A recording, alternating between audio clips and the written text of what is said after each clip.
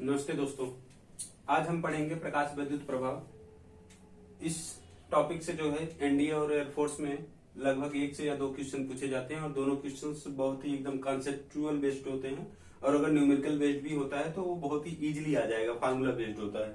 तो हम इसमें पढ़ेंगे प्रकाश विद्युत प्रभाव में। प्रकाश विद्युत प्रभाव का मतलब क्या होता है, इस बात को समझिएगा। जैसे मान लीजिए कि ये जो है एक मेटल प्लेट है, ये कोई धातु की प्लेट है और इस धातु की प्लेट पे कोई प्रकाश की किरणें आके इस पे गिर रही हैं, आपतित हो रही है, इंसिडेंट हो रही हैं। जब कोई प्रकाश की किरणें इस पे आके इंसिडेंट होती है तो ये क्या करेगा, ये जो प्रकाश की किरणें होती हैं एनर्जी कंटेंट की होती हैं, अपने आप में एनर्जी समाहित होता है और ये जो एनर्जी समाहित होता है वो फोटॉन के फॉर्म में होता है।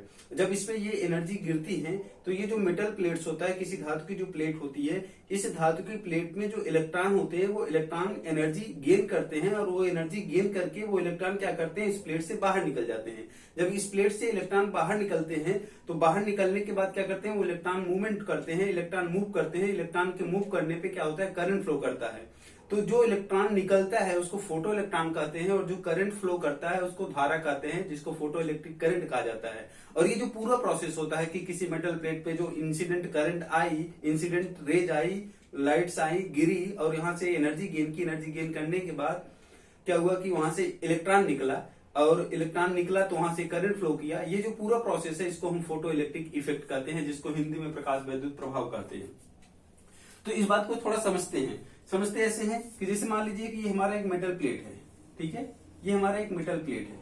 अब ये इस मेटल प्लेट पे क्या होगा कि यहां से जो है लाइट आएगी, ठीक है, और ये जो लाइट होगी, ये लाइट की जो आएगी और ये लाइट इस मेटल प्लेट पे गिरेगी। जब ये लाइट इस मेटल प्लेट पे गिरती है तो होता क्या है कि ये लाइट एनर्जी कंटेंट की होती है। ये जो लाइट्स होती है ये एनर्जी अपने आप में कंटेंट की होती है, समाहित की होती है। जब ये लाइट्स इस प्लेट पे गिरती है तो इस प्लेट पे जो इलेक्ट्रॉन होते हैं वो इलेक्ट्रॉन क्या करते हैं, एनर्जी गेन करते हैं और एनर्जी गेन करके वो इलेक्ट्रॉन क्या करते हैं, बाहर निकल जाते हैं।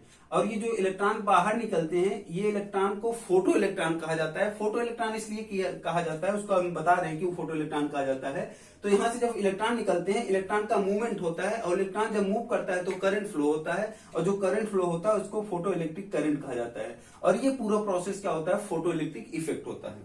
अब हम आते हैं इस पे कि देखिए जो लाइट्स आती है, बेसिकली जो लाइट इंसिडेंट होती है इस मेटल प्लेट पे, वो लाइट जो होती है फोटॉन के फॉर्म में होती है। किसके फॉर्म में होती है, फोटॉन के फॉर्म में होती है, जिसको हम किस फॉर्म में होती है, फोटॉन।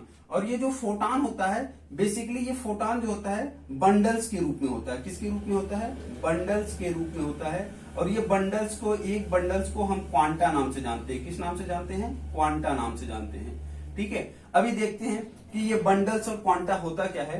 बेसिकली होता क्या है कि कुछ इस तरीके से ये लाइट्स आती हैं, कुछ इस तरीके से ये लाइट्स आती हैं। इस तरीके से देखिएगा कि कुछ लाइट जो इस पे मेटल प्लेट पे गिरती हैं कुछ इस तरीके से गिरती हैं।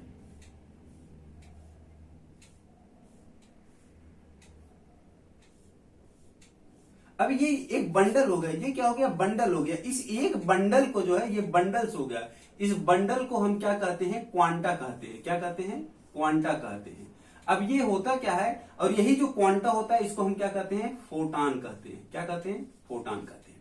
जब ये फोटॉन किसी मेटल प्लेट पे गिरता है तो ये एक फोटॉन होता है। ये जो बंडल्स होता है जिसको क्वांटा कहते हैं, इसको एक फोटॉन कहते हैं। जब एक फोटॉन जो है एक इलेक्ट्रॉन के संपर्क में आता है, ये जब इसके संपर्क में आता है, और इसी तरीके से और भी बहुत सारे आएंगे, बहुत सारे आएंगे, ठीक है। जब ये आएंगे और किसी दूसरे इलेक्ट्रॉन पे जो है ये वाला बंडल्स, ये वाला फोटॉन जो है इस इलेक्ट्रॉन पे अटैक करेगा तो यहां से जो इलेक्ट्रॉन होगा वो इलेक्ट्रॉन इस फोटॉन से एनर्जी गेन करेगा और एनर्जी गेन करके वो इलेक्ट्रॉन जो है यहां से इस मेटल प्लेट से बाहर निकल जाएगा। और जब बाहर निकलेगा तो होता क्या है कि जब बाहर निकलेगा तो वहां पे करंट फ्लो करेगा और जो करंट फ्लो करेगा उसको फोटो इलेक्ट्रिक करंट कहते हैं। और जो इलेक्ट्रॉन निकलते हैं उसको फोटो इलेक्ट्रॉन्स कहा जाता है। और ये पूरा प्रोसेस जो होता है फोटो इलेक्ट्रिक इफेक्ट होता है। अच्छा, एक चीज और ध्यान देने वाली बात है कि इस मेटल प्लेट से इलेक्ट्रॉन ही क्यों निकलता है। देखिए होता क्या है कि जैसे एटॉमिक स्ट्रक्चर के बारे में जब भी हम पढ़ते हैं, किसी भी एटम का, किसी भी एलिमेंट के एटॉमिक स्ट्रक्चर के बारे में पढ़ते हैं, जैसे आप ले लीजिए सोडियम का एटॉमिक नंबर जो होता है 11 होता है। जब इसका हम एटॉमिक स्ट्रक्चर बनाते हैं तो ये न्यूक्लियस बनाते हैं, न्यूक्लियस के चारों तरफ जो है क्या बना देते हैं, ऑर्बिट्स बना देते हैं। हमें पता है इस न्यूक्लियस में प्रोटॉन और न्यूट्रॉन पाया जाता है, बाकी इसके ऑर्बिट्स में चारों तरफ क्या पाए जाते हैं, इलेक्ट्रॉन पाए जाते हैं। ये हो गए 2 इलेक्ट्रॉन, इसके आउटर मोस्ट जो बाहर होता है उसमें 8 इलेक्ट्रॉन पाए जाते हैं इस तरीके से, ठीक है, इस तरीके से 8 इलेक्ट्रॉन पाए जाते हैं। अब होता क्या है कि 1 इलेक्ट्रॉन इसके आउटर मोस्ट में उस सेल में होता है, ये इलेक्ट्रॉन 1 होता है। अब क्या होगा कि ये जो इलेक्ट्रॉन निकलते हैं, क्योंकि ये जो मेटल प्लेट्स बना है, इस मेटल प्लेट्स में इलेक्ट्रॉन भी है, प्रोटॉन भी, न्यूट्रॉन भी है, लेकिन जो प्रोटॉन और न्यूट्रॉन है वो न्यूक्लियस के अंदर है, और न्यूक्लियस के अंदर जो फोर्सेस लगता है वो न्यूक्लियर फोर्सेस काफी जो है स्ट्रांग फोर्सेस होता है वहां से इसलिए जो यहाँ पे इलेक्ट्रॉन होता है, इलेक्ट्रॉन जो है न्यूक्लियस से जो बंधा होता है वो बहुत ही मतलब जैसे जैसे ये बढ़ता जाएगा, जैसे जैसे ये हमारा सेल बढ़ता जाएगा, इलेक्ट्रॉन की जो बंधन ऊर्जा होगी, जो बाइंडिंग एनर्जी होगी न्यूक्लियस से, वो कम होती जाएगी। और होता यही है कि जब यहाँ पे किसी मेटल प्लेट पे किसी उच्च आवृत्ति की, हाई फ्रीक्वेंसी की जब हम रेज जो है लाइट्स को इंसिडेंट कराते हैं, तो वहां से हमारा क्या होता है, इलेक्ट्रॉन निकलता है। और जो इलेक्ट्रॉन निकलता है उसको फोटो इलेक्ट्रॉन कहते हैं। और ये जो एनर्जी होती है वो बंडल्स के फॉर्म में होती है, जिसको क्वांटा कहते हैं, और उस एक क्वांटा को क्या कहते हैं, फोटॉन कहते हैं। अब देख लीजिए यहाँ पे तो ये हो गया फोटो इलेक्ट्रिक इफेक्ट। अब एक चीज और बता देते हैं, पहले फोटॉन की बात हुई है, तो फोटॉन जो होता है, फोटॉन के पास जो एनर्जी होती है उसको एनर्जी को ई से रिप्रेजेंट किया जाता है। ई इक्वल टू होता है एच न्यू। न्यू एच जो होता है वो प्लैंक कांस्टेंट होता है, एच जो होता है वो क्या होता है, प्लैंक कांस्टेंट होता है, ठीक है। इस प्लैंक कांस्टेंट की वैल्यू जो होती है वो 6.63 इंटू 10⁻34 जूल इंटू सेकेंड होती है। न्यू जो होती है फ्रीक्वेंसी होती है, न्यू जो होती है क्या होती है, फ्रीक्वेंसी होती है, जिसको आवृत्ति कहते हैं, फ्रीक्वेंसी, या इसको हिंदी में क्या कहते हैं, आवृत्ति कहते हैं, ठीक है, आवृत्ति कहते हैं। और ये जो फ्रीक्वेंसी किसकी होती है, इंसिडेंट लाइट की, फ्रीक्वेंसी किसकी होती है, इंसिडेंट लाइट की होती है, ये एनर्जी होती है। और फोटॉन की एनर्जी, और एनर्जी जैसा कि पता है कि एनर्जी का मात्रक क्या होता है, यूनिट क्या होता है, जूल होता है या इलेक्ट्रॉन वोल्ट होता है। जो एसआई मात्रक होता है इलेक्ट्रॉन का वो क्या होता है, जूल होता है, ठीक है। तो ये हो गया हमारा फोटॉन। अब इसके आगे देखेंगे कि क्या ऐसा जो लाइट हम इस मेटल प्लेट पे इंसिडेंट करा रहे हैं, तो क्या किसी भी प्रकार का लाइट हम इंसिडेंट करा देंगे तो वहां से इलेक्ट्रॉन निकलने लगेगा, ऐसा बिल्कुल नहीं होता है। यहाँ पे जो लाइट गिराई जाती है वो लाइट एक पर्टिकुलर फ्रीक्वेंसी की होनी चाहिए, तभी वहां से इलेक्ट्रॉन निकलेगा। अब जैसे देख लीजिए, जो ये लाइट यहाँ से इंसिडेंट होती है, इंसिडेंट लाइट जो है उसकी जो फ्रीक्वेंसी होनी चाहिए, इंसिडेंट लाइट जो है उसकी फ्रीक्वेंसी, इसकी जो फ्रीक्वेंसी होनी चाहिए वो न्यू नॉट होनी चाहिए, ठीक है। इसकी फ्रीक्वेंसी न्यू नॉट के बराबर होनी चाहिए, इससे ज्यादा होनी चाहिए, तभी यहां से इलेक्ट्रॉन क्या होगा, इमिट करेगा, इलेक्ट्रॉन यहां से क्या होगा, निकलेगा, ठीक है। अब अगर मान लीजिए कि अगर हमने यहाँ पे इस तरीके से देखो कि हमने जो इंसिडेंट फ्रीक्वेंसी को, इंसिडेंट फ्रीक्वेंसी मान लो कि जो हमारा इंसिडेंट फ्रीक्वेंसी है, इंसिडेंट फ्रीक्वेंसी जो है अगर न्यू है, और जो हमारा यहाँ पे जो फ्रीक्वेंसी की जरूरत है, मैंने बताया ना कि एक पर्टिकुलर एक कांस्टेंट फ्रीक्वेंसी की जरूरत होती है, जिस फ्रीक्वेंसी की इसके अगर उतना फ्रीक्वेंसी इसको नहीं मिला मेटल प्लेट को, ठीक है, तो वहां से इलेक्ट्रॉन नहीं निकलेगा। वो जो फ्रीक्वेंसी होती है उसको हम थ्रेशोल्ड फ्रीक्वेंसी कहते हैं। क्या कहते हैं, थ्रेशोल्ड फ्रीक्वेंसी, ठीक है।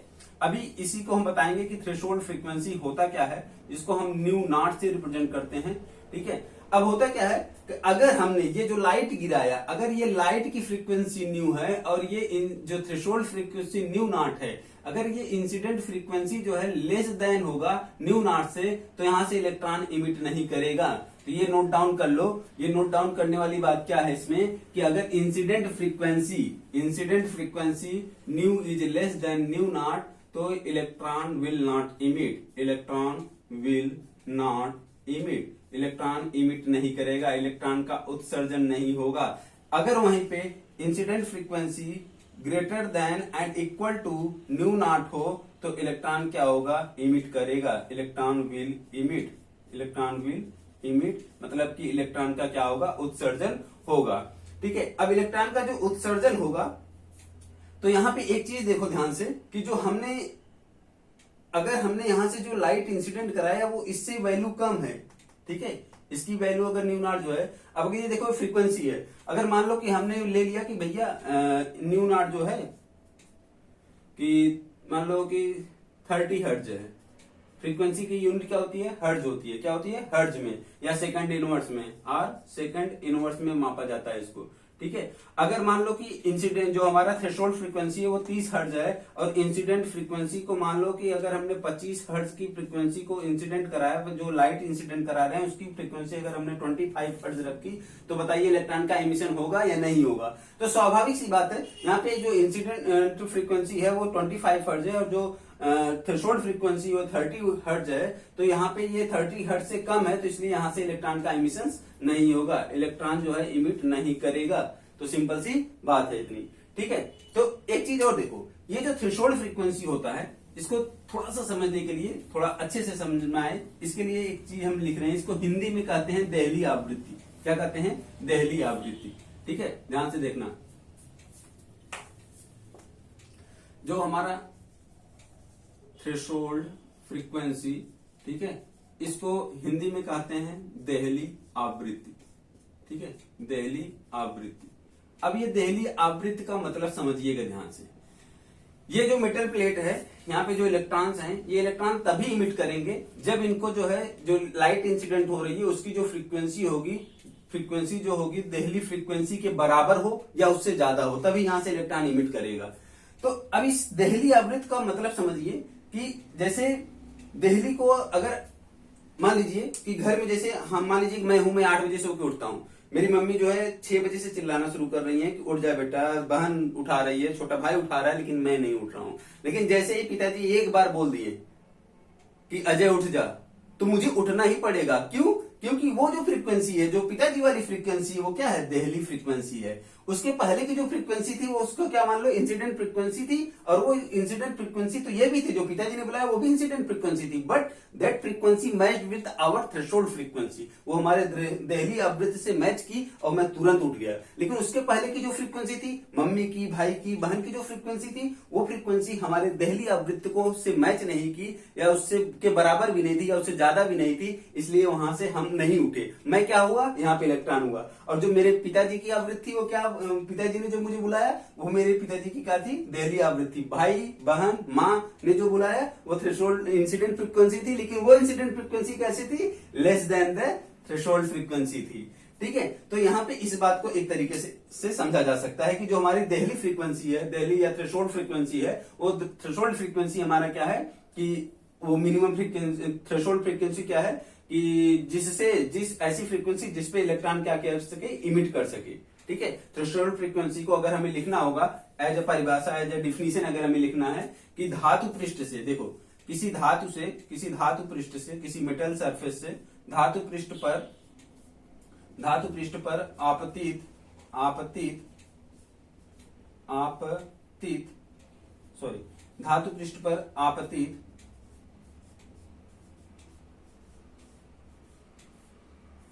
पर आपतित प्रकाश की वह न्यूनतम आवृत्ति जो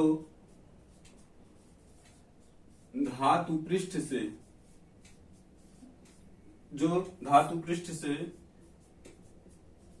इलेक्ट्रॉन का उत्सर्जन कर सके उसे देहली आवृत्ति कहते हैं। उसे देहली आवृत्ति कहते हैं।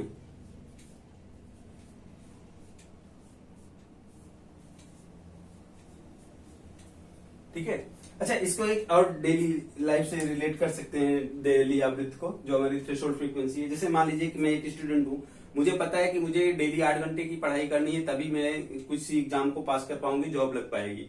तो अगर हमें ये पता है कि हमें 8 घंटे पढ़ेंगे तभी हमारी जॉब लगेगी, और अगर हम 8 घंटे के बराबर पढ़ रहे हैं या 8 घंटे से ज्यादा पढ़ रहे हैं तभी हमारे जॉब लगने के चांसेस है। लेकिन अगर हम 8 घंटे से कम पढ़ रहे हैं, मतलब 7 घंटे पढ़ रहे हैं, 6 घंटे पढ़ रहे हैं, 5 घंटे पढ़ रहे हैं, तो हमारी जॉब नहीं लगेगी। क्योंकि ये मान लीजिए कि क्राइटेरिया सेट कर दिया कि अगर आप 8 घंटे पढ़ते हैं तभी आपकी जॉब लगेगी। तो अगर मैं 8 घंटे से कम पढ़ रहा हूं तो मेरी जॉब नहीं लगेगी। तो जो मेरी 8 घंटे की जो पढ़ने का वो शेड्यूल है, वो 8 घंटा मेरे लिए क्या हो गया, देहली आवृत्ति हो गई, मतलब थ्रेशोल्ड फ्रीक्वेंसी हो गई। उतना तो मुझे पढ़ना ही पड़ेगा, अदरवाइज मेरा नहीं होने वाला है। ठीक है, तो इस तरीके से इसको समझा जा सकता है।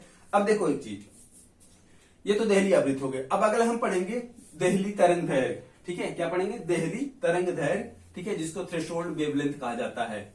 क्या कहा जाता है, थ्रेशोल्ड वेवलेंथ। अब देखो एक चीज, फ्रीक्वेंसी और वेवलेंथ में बहुत सिंपल से एक रिलेशन है। उस रिलेशन को जैसे अभी मैंने बताया, जब मैंने बताया फोटॉन की एनर्जी जो होती है वो h न्यू होती है, और उसके आगे जो होता है h न्यू को हम क्या लिख सकते हैं, एच सी बाई लैम्डा लिख सकते हैं। जो न्यू होता है वो क्या होता है, सी बाई लैम्डा होता है, जहां पे सी क्या होता है, स्पीड ऑफ लाइट होती है। सी क्या होता है, स्पीड ऑफ लाइट होती है। ठीक है, स्पीड ऑफ लाइट होता है, जिसको हमें पता है 3 × 10⁸ मीटर पर सेकंड होता है। और जो लैम्डा होता है वो इंसिडेंट वेवलेंथ होता है, इंसिडेंट वेवलेंथ होता है, आपतित तरंग दैर्घ्य जिसको हिंदी में कहते हैं, आपतित तरंग दैर्घ्य। ठीक है, अब इसी के बारे में हम पढ़ेंगे कि जो हमारी एक इंसिडेंट वेवलेंथ हो गया और एक हमारा जो थ्रेशोल्ड वेवलेंथ होगा।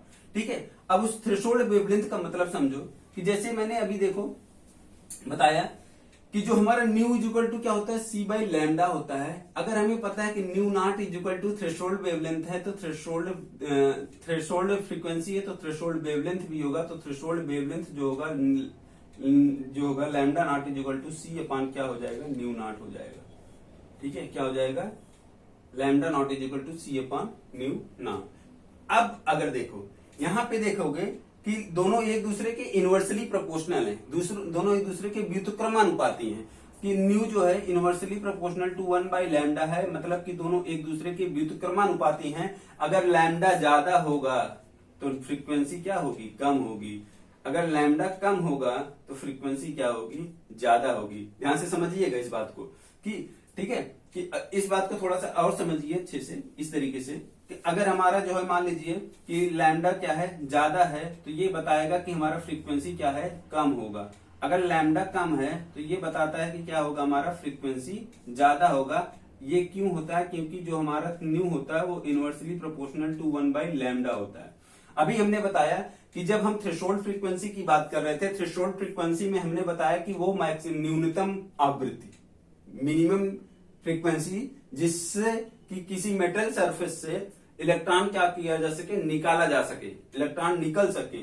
तो जब हम इसकी बात करेंगे, थ्रेशोल्ड वेवलेंथ की बात करेंगे, तो थ्रेशोल्ड वेवलेंथ में क्या हो जाएगा कि वह मैक्सिमम वेवलेंथ, वह अधिकतम तरंग दैर्घ्य जिससे किसी मेटल सरफेस से इलेक्ट्रॉन का उत्सर्जन हो सके, ऐसे वेवलेंथ को हम क्या कहते हैं, थ्रेशोल्ड वेवलेंथ या देहली तरंग दैर्घ्य कहते हैं। थ्रेशोल्ड वेवलेंथ या देहली तरंग दैर्घ्य कहते हैं। अब जरा ध्यान से देखना,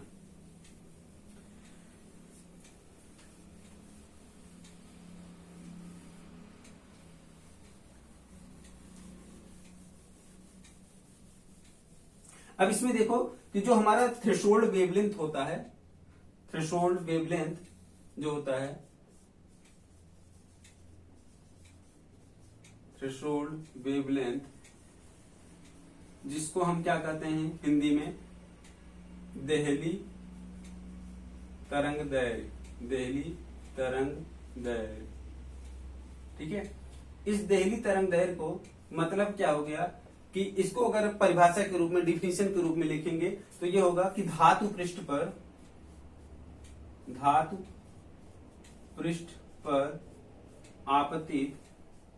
आपतित धातु पृष्ठ पर आपतित प्रकाश की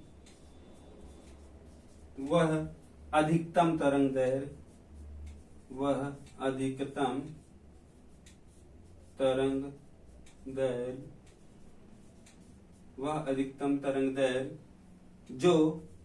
जो धातु पृष्ठ से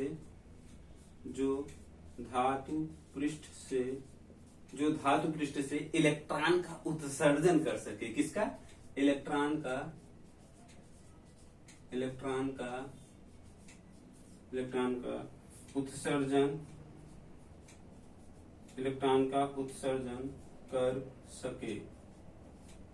उत्सर्जन कर सके, ऐसे तरंग दैर्घ्य को ऐसे तरंग दैर्घ्य को देहली तरंग दैर्घ्य कहते हैं। देहली तरंग दैर्घ्य कहते हैं।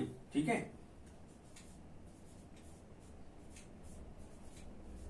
अब यहां पे ध्यान से देखिए कि मैंने बताया था कि जो हमारा न्यू नॉट होता है वो सी बाई लैम्डा नॉट होता है, तो यहीं से तो निकाला जा सकता है जो लैम्डा नॉट होगा वो इज इक्वल टू क्या होगा, सी अपान न्यू नॉट होगा। क्या होगा, सी अपान न्यू नॉट होगा। अब हमें देखना है कि जो हम इंसिडेंट, अब एक चीज हम एग्जांपल के तौर पे दे रहे हैं कि मान लीजिए कि इंसिडेंट वेवलेंथ तुम्हारा क्या है, 3000 एंगस्ट्रॉम है, और जो तुम्हारा लैम्डा नॉट है, जो थ्रेशोल्ड वेवलेंथ है, 4000 एंगस्ट्रॉम है। अब किसी मान लो कि ये तुम्हारा मेटल प्लेट है, इस मेटल प्लेट पे लाइट्स इंसिडेंट हो रही हैं, जो लाइट्स इंसिडेंट हो रही हैं वो लाइट का जो तरंग दैर्घ्य है वो लैम्डा है, और जो यहाँ से मेटल प्लेट से जो थ्रेशोल्ड वेवलेंथ दे रखा है वो 4000 एंगस्ट्रॉम दे रखा है। तो बताओ इलेक्ट्रॉन का उत्सर्जन होगा कि नहीं होगा? इलेक्ट्रॉन का उत्सर्जन होगा कि नहीं होगा? देखो इलेक्ट्रॉन का उत्सर्जन होगा। इसमें क्यों? क्योंकि यहाँ पे कहा गया कि जो थ्रेशोल्ड वेवलेंथ है, धातु पृष्ठ पर आपतित प्रकाश की वह अधिकतम तरंगदैर्घ्य जो धातु पृष्ठ से इलेक्ट्रॉन का उत्सर्जन कर सके, उसे ऐसे तरंगदैर्घ्य को देहली तरंगदैर्घ्य कहते हैं। ये देखो, अगर हमारा जो इंसिडेंट वेवलेंथ है वो 3000 एंगस्ट्रॉम है, इससे ज्यादा अगर हो गया तो नहीं होगा, 3 इससे कम है तो होगा। जैसे इसको मिटा रहे हैं, जैसे इसमें देखो यहाँ पे,